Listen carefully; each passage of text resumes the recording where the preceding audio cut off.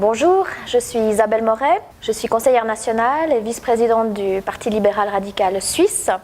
Et puis je suis heureuse de participer à l'émission Libre Antenne à Radio People.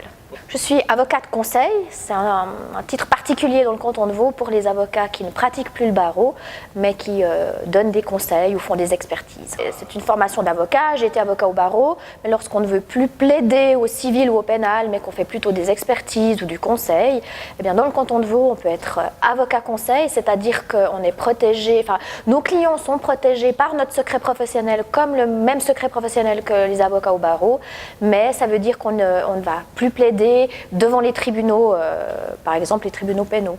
Je suis quelqu'un qui travaille avec sérieux, j'essaye de tout faire avec sérieux, mais j'essaye de ne pas me prendre au sérieux, j'ai beaucoup rigolé. Et d'ailleurs je suis très bonne cliente, les plaisanteries les plus bêtes me font rire aussi. J'aime beaucoup prendre la vie du bon côté parce que la vie est courte, il faut en profiter, on a de la chance de vivre dans notre pays. Mais j'essaie toujours de travailler avec sérieux, je fais tout avec sérieux, en particulier aussi la politique. Je crois qu'il y a beaucoup de gens qui nous ont fait confiance, donc on a une grande responsabilité, donc je le fais avec beaucoup de sérieux, oui. C'est un quartier où il y a beaucoup d'enfants, donc moi je suis très sociale, j'aime beaucoup, je suis assez timide, donc je me prends un petit peu de temps, mais j'aime beaucoup être en relation avec les gens, j'aime avoir des amis, même lorsque j'étudiais à Berne, j'ai vécu en colocation, c'est la grande mode en fait, c'était la grande mode à l'époque à Berne, maintenant ça s'est aussi développé un peu, j'ai remarqué en Suisse romande, la colocation, c'est-à-dire que les jeunes, même pas forcément que les étudiants, même des jeunes gens qui travaillent, prennent un appartement assez grand avec par exemple 4 chambres et puis partagent l'appartement. Donc sur Berne, il y a une vingtaine d'années, c'était très développé que non seulement les étudiants vivent de cette manière-là, mais aussi des jeunes qui commencent dans le monde du travail, en fait, vivent ce qu'on appelle en WG, ici en Wohngemeinschaft, en colocation. Et moi, lorsque je suis venue étudier à Berne et puis j'ai fait mon brevet d'avocat, donc j'étais avocate stagiaire, eh bien j'habitais en WG avec des collègues et je trouvais ça très sympa parce que finalement, ça veut dire le soir, il y a quelqu'un à la maison, on peut se raconter des choses, ou le matin quand on part aussi, on se lève, eh bien, on a des gens avec qui échanger, on n'est pas tout seul. Et puis financièrement aussi, c'était beaucoup plus avantageux de prendre un grand appartement et puis on divise par 4 ou on divise par 5 la location. Non, pour moi, c'est plus facile, par exemple, de parler en petits groupes et d'exposer pourquoi ce projet me paraît bien, plutôt que de le faire dans des émissions comme Infrarouge. Je trouve que c'est difficile, le temps de parole est court, il y a la forme, il y a le fond. Mais c'est normal, elle doit donner du rythme à l'émission. Et puis, j'ai aussi remarqué qu'à l'origine, mon style est assez doux, assez consensuel. Il n'est pas tellement compatible avec ce style d'émission.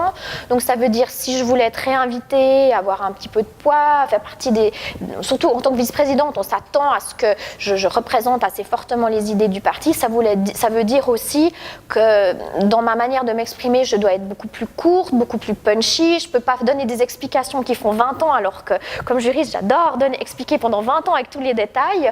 Et donc, il faut s'adapter, il faut s'exercer, il faut se préparer et puis avoir un style peut-être particulier qui convient à l'émission, qui n'est pas dans ma nature. Voilà. On peut quand même un petit peu modeler les choses dans la direction que l'on veut. En tout cas, ce que j'ai fait, je pense, dans mes 6 ans, c'est de donner plus de liberté au roman chez nous. C'est-à-dire qu'on est très solidaire, on est bien organisé, on est une chouette équipe, les parlementaires romans, on a vraiment un spécialiste par domaine, où lui va plus travailler le domaine, après il nous explique bien, on est solidaire derrière lui, on est vraiment super efficace.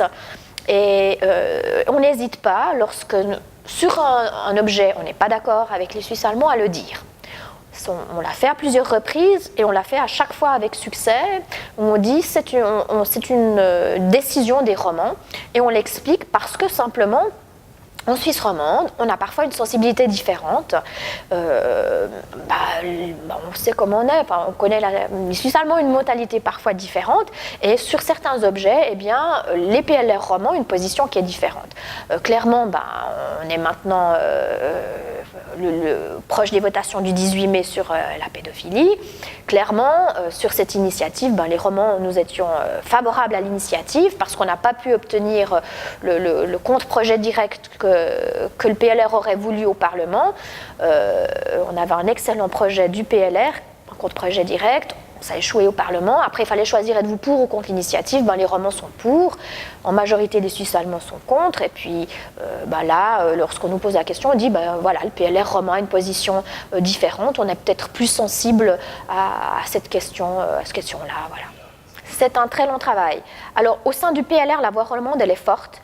Parce qu'avec les Tessinois, on est presque la moitié du groupe.